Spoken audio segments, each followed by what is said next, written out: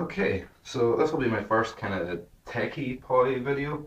Um, Only a couple of moves that I'll really show in this, but it's mainly to outline a couple of concepts for a framework and a way of visualizing some of the moves that I've been working with.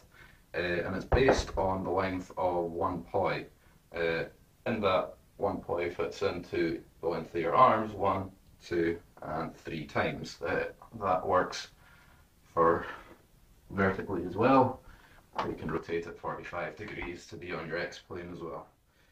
So 1, 2, and 3. 1, 2. Oh. 1, 2, and 3. So that's not rigid. Obviously, you can move it half a unit to either side or up at 45 degrees, or you can pick it up and run with it if you want. But it gives a good outline for how some unit circles can fit together. For example, you've got you can have a central isolation or isolations on any side, or you can do a cateye in the center and link onto an extension on either side, linking your handpaths and extra tangential circles.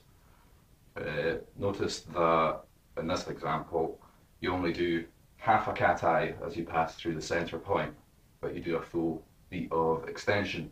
So up, full beat, down, full beat.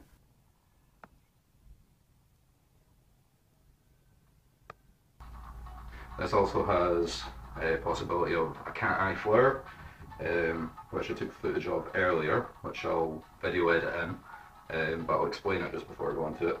So if you picture your central unit circle, two on either side, and one top and bottom, then you can make a cateye on the bottom, and when you reach the top here, you coexist with the central circle, going in the same motion as an isolation. So if you do a quarter turn, then you then coexist with a horizontal isolation over on this side. Another quarter turn in isolation on the central circle, and you coexist with a vertical cateye. Another quarter isolation, and you coexist with a horizontal cateye. Another quarter isolation, and you coexist with the vertical cateye in the bottom again. So the hand movement then becomes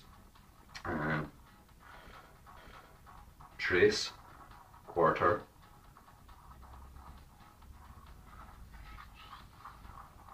and back to the start again.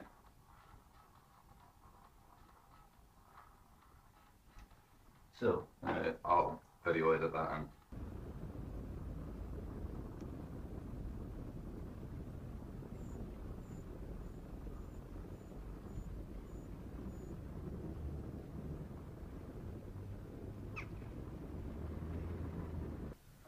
Another concept, which I might be able to do in here because it's not quite as tall a move, is if you take that cateye flare, and rather than having all its cateyes pointing towards the center, like two verticals and two horizontals, you turn all those so that you've got a kind of square surrounding it. Two cateyes vertical here, two horizontals, and this time, rather than isolation in the center, think about it, your hand actually follows a level 1 extension on the central circle.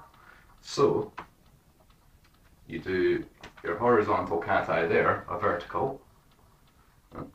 So you do a horizontal cateye on the bottom, which links into a vertical cateye on the side, which links into a horizontal cateye at the top, which links into a vertical there. So I'll try and do it smoothly.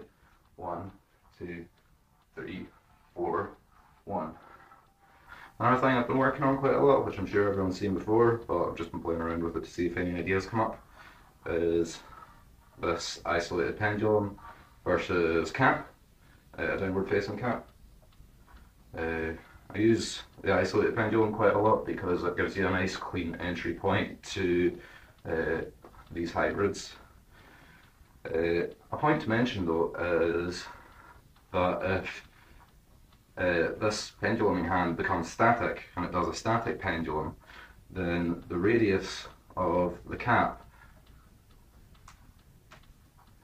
then fits into a static spin versus triquetra very nicely.